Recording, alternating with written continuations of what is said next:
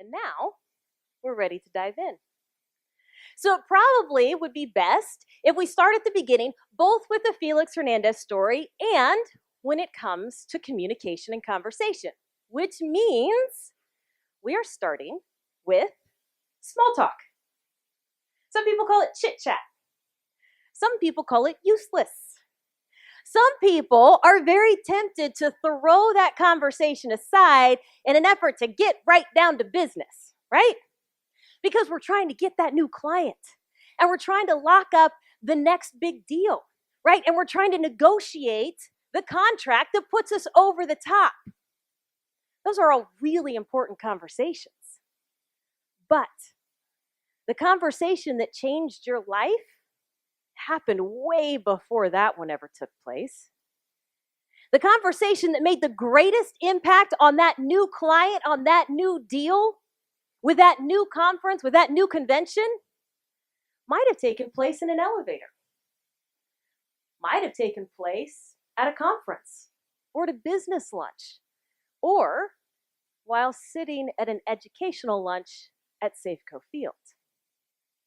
It's those conversations that we need to make the most of in business because that's the way you get your foot in the door.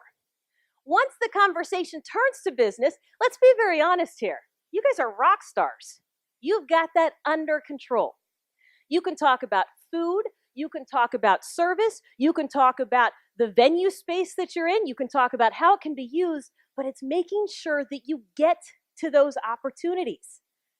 And for that, we need a solid strategy in place. So we're going to start with a few guidelines when we enter these conversations, particularly small talk.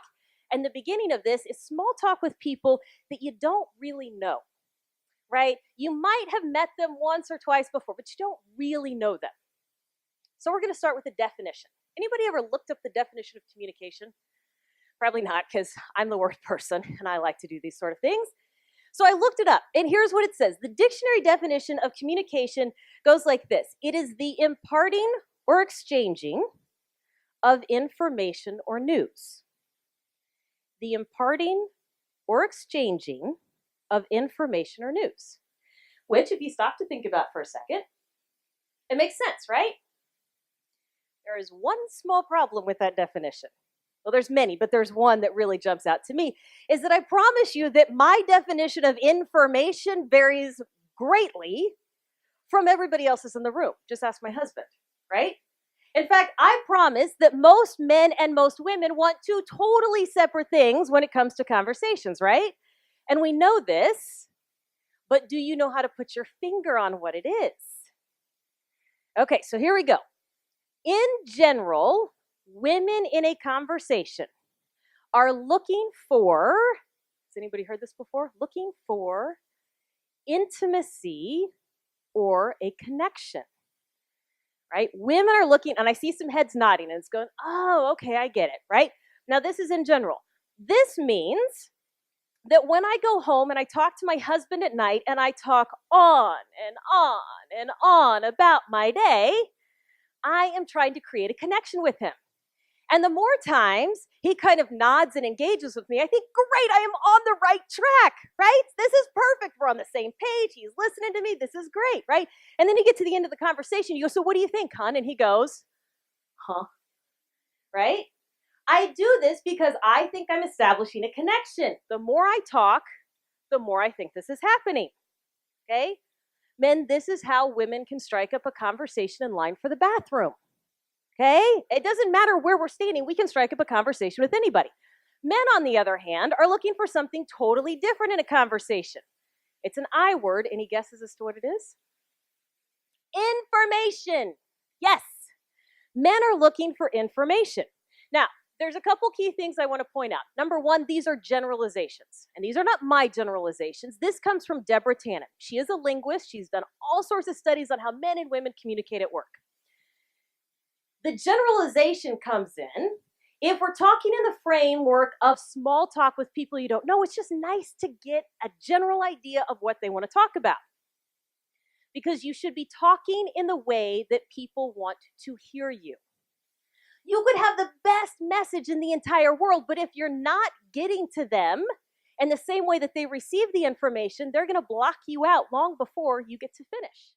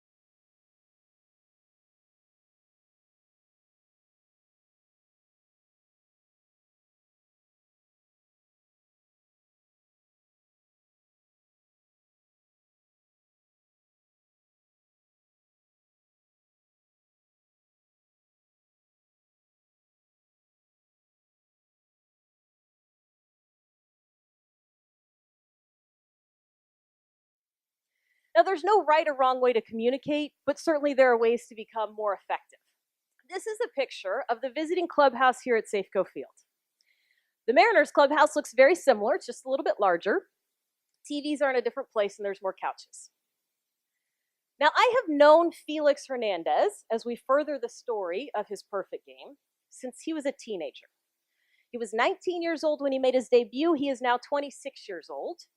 And I would estimate that I have had hundreds of conversations with Felix, and that very few of them have lasted more than 2 minutes.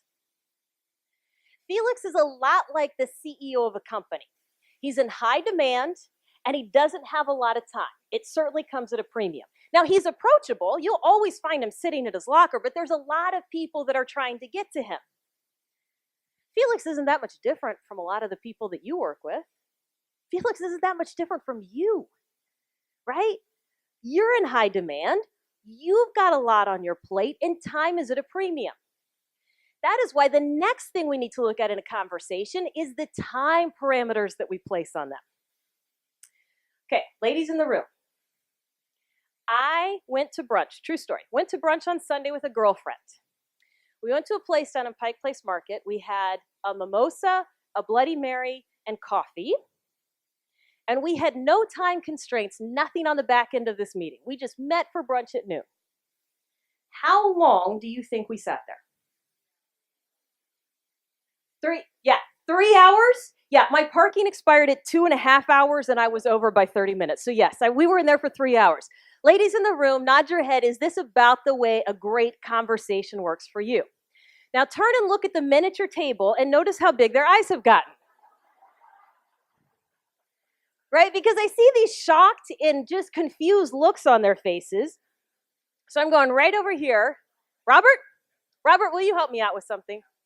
Robert, if my perfect conversation is 3 hours, how long does your perfect conversation last? And I will give you a hint, as if you needed one. The average is much, much, much, much, much less than that. So go ahead. What do you say?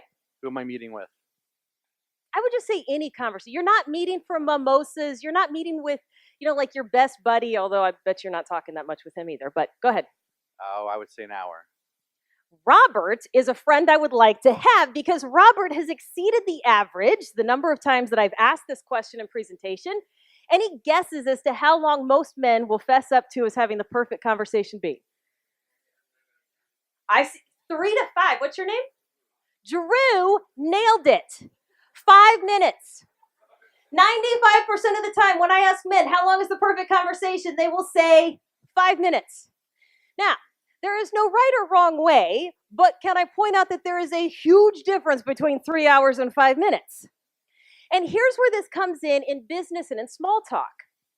If I approach a conversation with John, and in my head I'm thinking, man, a really good conversation, I'm trying to build that connection, right? And I'm 20 minutes into the conversation, I think we're rocking and rolling, and John thinks that a perfect conversation lasts 5 minutes, I've exceeded my limit by 15 minutes, and he has stopped listening. And my message is not getting across, and that connection is not being made. Same thing, men, if you approach me and you're trying to make small talk with me and you're trying to get in on my good side and you're just trying to get in and out and give me the information and get going in 5 minutes. Do you know what I'm thinking? What's wrong? Why doesn't he like me?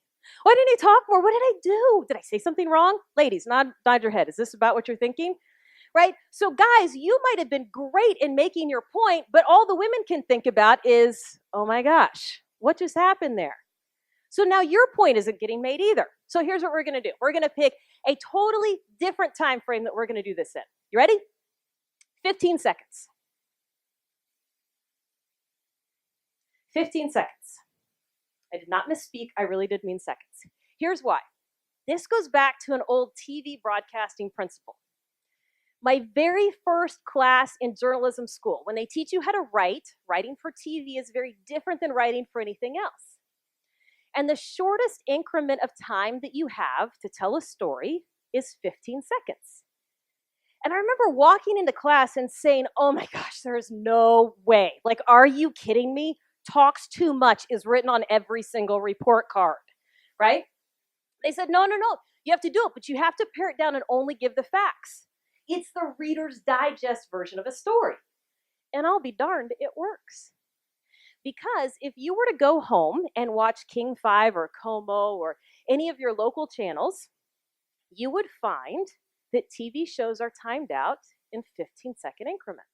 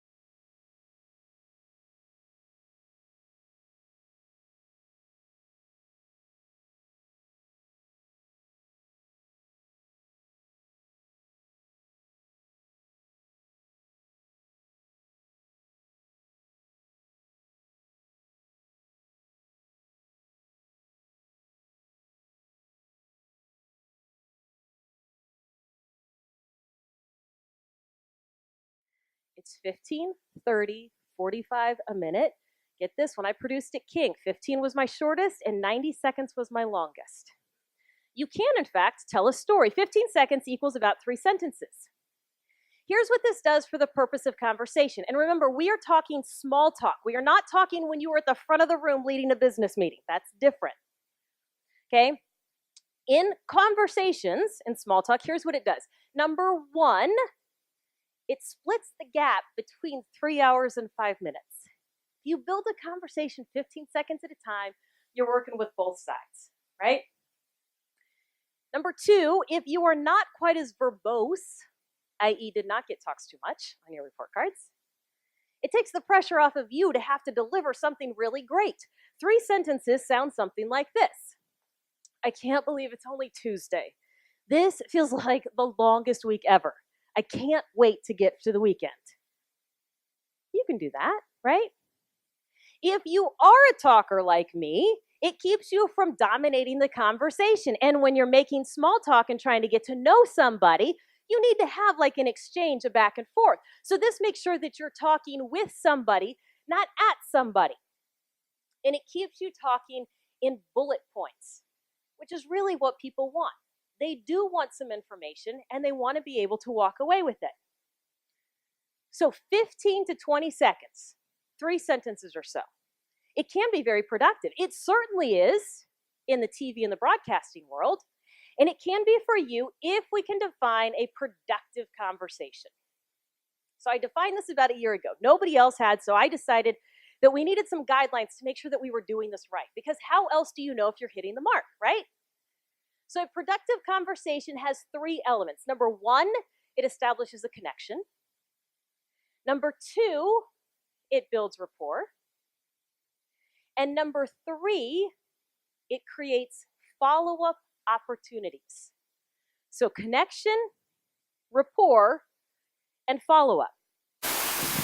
Those are the 3 things that I do every time I have a conversation with one of our athletes or coaches, because I have to be strategic. And you have to be strategic too when it comes to how you choose to spend your time. And these are the conversations that count when things go sideways.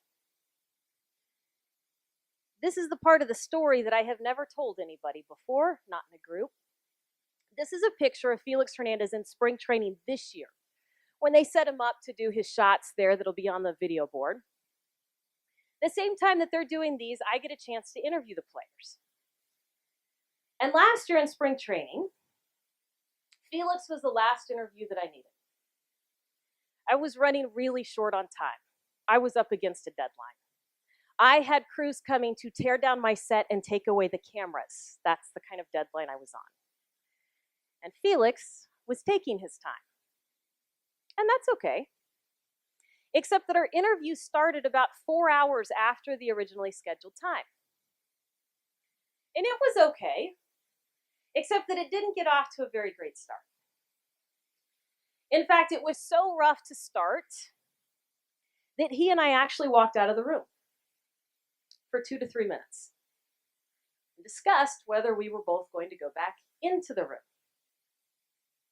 And it really wasn't certain. But we decided to give it a go.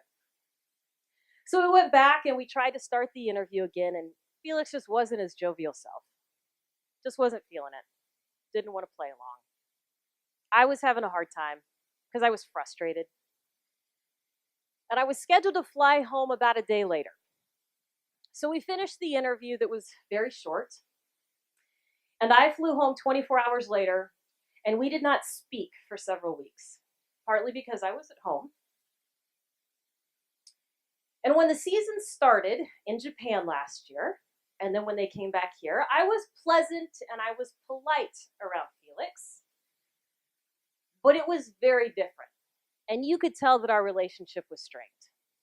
And you could tell that we were both pretty wary as to how much we wanted to work with each other. There was a trip early in the year in Detroit. We had a chance to sit down and talk, and we put it out all on the table. We could only do this because I've had hundreds of conversations with him over the years. And I said, we got to talk about this. So we talked. I shared my side of the story and said, do you understand the deadlines I was up against? He didn't. And he said, do you understand what I was dealing with on the other side? I had some family that was in town and I was trying to, and I said, no, I didn't get that. I said, oh, so it was just a misunderstanding. Sure was. We patched things up, and after that, everything was great. We chatted all the time, and it was wonderful. But for 2.5 months, I had this feeling in the pit of my stomach. And I wondered, what if Felix never talks to me again? And I thought this crazy thought, what happens if he does something so incredible this year, like throw a perfect game, and he won't let me do the interview? Small talk conversations pay off big time.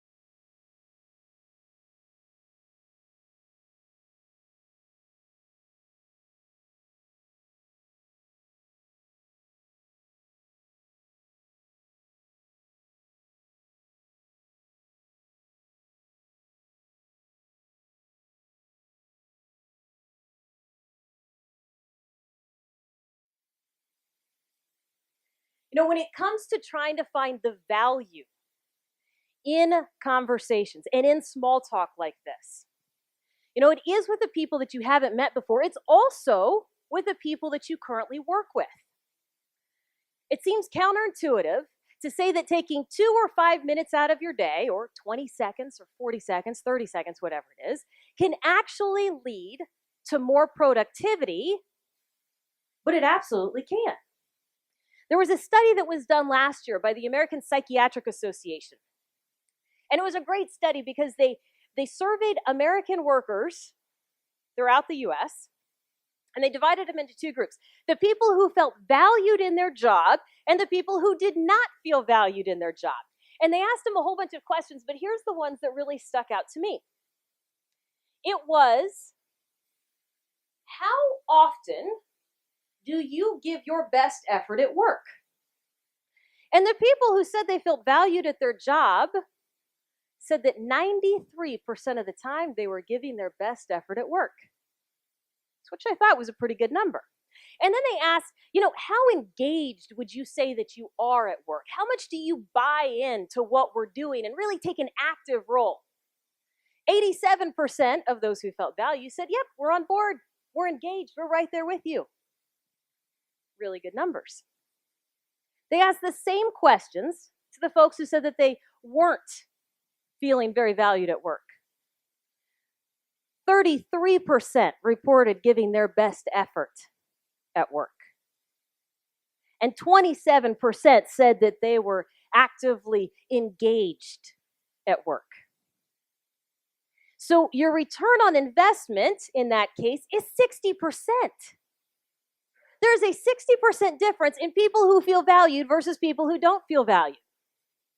And they asked the question, well, what could we do to make you feel more valued? And you got the standard answers, right? Like, well, if we had better benefits or more flexible pay or, more vacation, greater pay, I should say, more flexible work hours, right? We would feel more valued. And that's certainly true, right? We can't always control those things. But here's the one thing we can control with every single person around us: taking time to listen and talk to them. It's a much more cost-effective way to do it, and I can prove that people just want to be heard and that people want to talk. Not just me, but lots of people. Do you remember this picture? John, can you show the next picture? Do you remember this? Anybody a Seahawks fan? Anybody a Green Bay fan? That was a good answer. Okay? Remember this picture? Monday Night Football this year, across the street at CenturyLink. Golden Tate. I was standing about 5 feet away from that. Okay?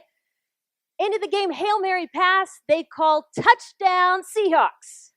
Most of the country disagrees. There was an outrage. I mean, it was just incredible. Uproar, outrage. Do you know that 70,000 people called the NFL league office that week? 70,000 people called to complain about that game. Now, what were they hoping to accomplish by calling the league office? Are you going to reverse the call in the game? No, not after the fact. It doesn't matter what you say. It doesn't matter how many angles. I called it a touchdown anyway. That's beside the point, right? 70,000 people called. Jill, oh my gosh, Jill, who sits at the front desk at the Seahawks. I love Jill. Jill had the phone glued to her ear for the entire week, and I would walk in. I'd say, what's going on? She goes, they won't stop calling. I said, what's going on? He said, oh, they just want to call and talk about the game, and I try to get them to the right people, and I try to help them. I can't get a word in edgewise. All these people want to do is talk. All these people want to do is talk and have somebody listen to them, right? You would think that there's enough interaction going on social media, and there's a place for social media, absolutely. But it doesn't take the place of actual interaction and knowing that somebody took the time to listen and invest a few minutes in them.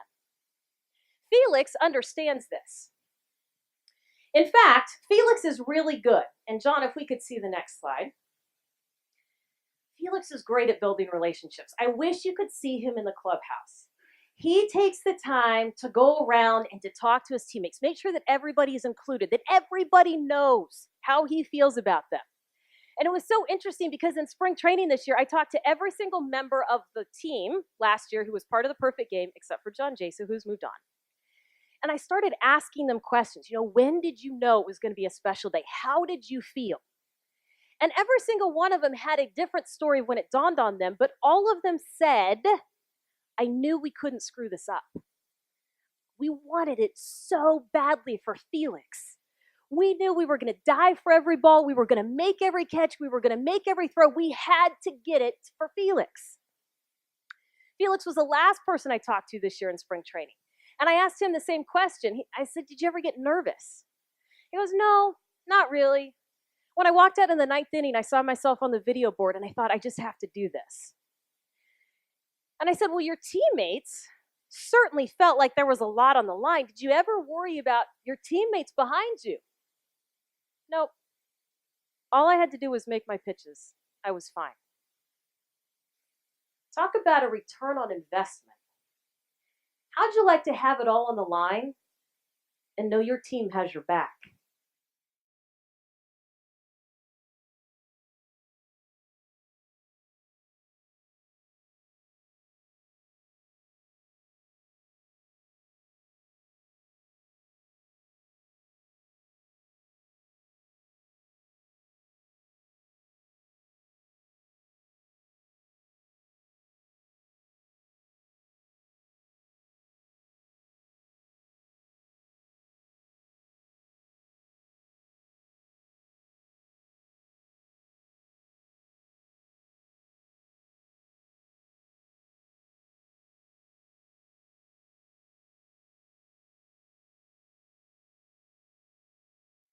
Sports conversations can also be as short or as long as you want, and they are packed with information, right? So we can appeal to men, we can appeal to women, we can get that connection, we can get the information, and sports keeps you from taking a shot in the dark.